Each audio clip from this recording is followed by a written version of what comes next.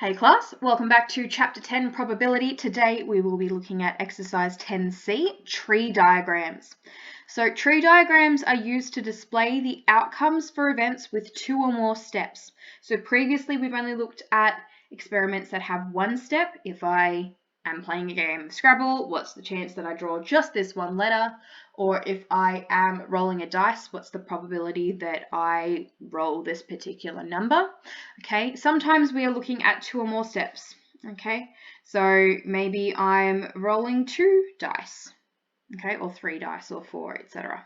Okay, the branches of the tree represent the possibilities for each step of the experiment, and then the final outcomes are listed at the end of the branches. So we're going to flip a coin 3 times to represent that as a tree diagram. So before I even flip the coin, that's not going to be big enough, I can tell already just looking at it.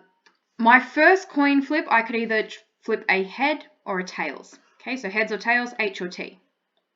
That's my first flip. I'm flipping it 3 times. So my second flip could also be heads or tails. Okay, and then my third flip, I could draw heads, tails, heads, tails. And as we might notice that depending on which branch I follow, okay, I might have a different outcome. So in this first branch, okay, following all along the top of the, I might highlight that actually, let's do that. Okay, for this first branch, I have flipped 3 heads, so head, head, head. On the second branch, okay, so if I branch instead, I might use a slightly different color, this way. Okay, I have flipped head, head, tail.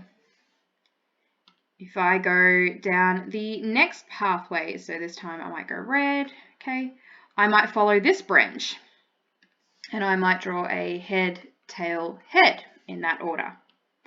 And then if I go down one more path, okay, I could flip a head, tail, tail. So here, head, tail, tail. And then we repeat for the bottom half, so tail, head, head, tail, head, tail, tail, tail, head, and tail, tail, tail. So there are all of my outcomes, okay?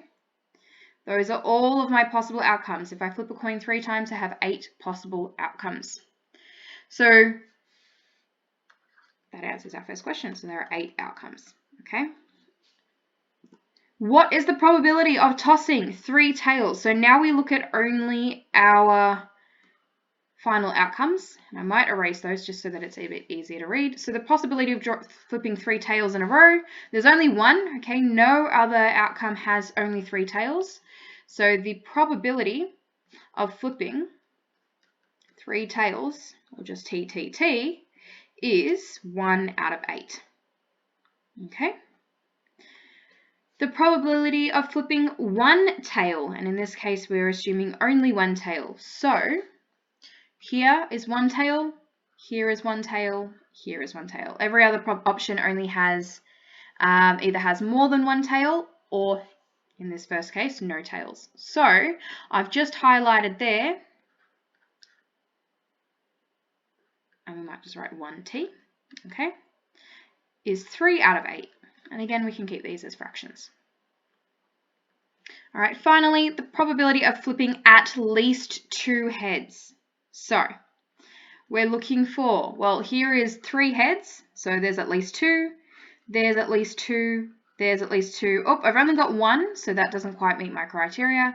There's 2 heads, oh, there's 1, there's 1, there's none. Okay, so here I have the probability of at least,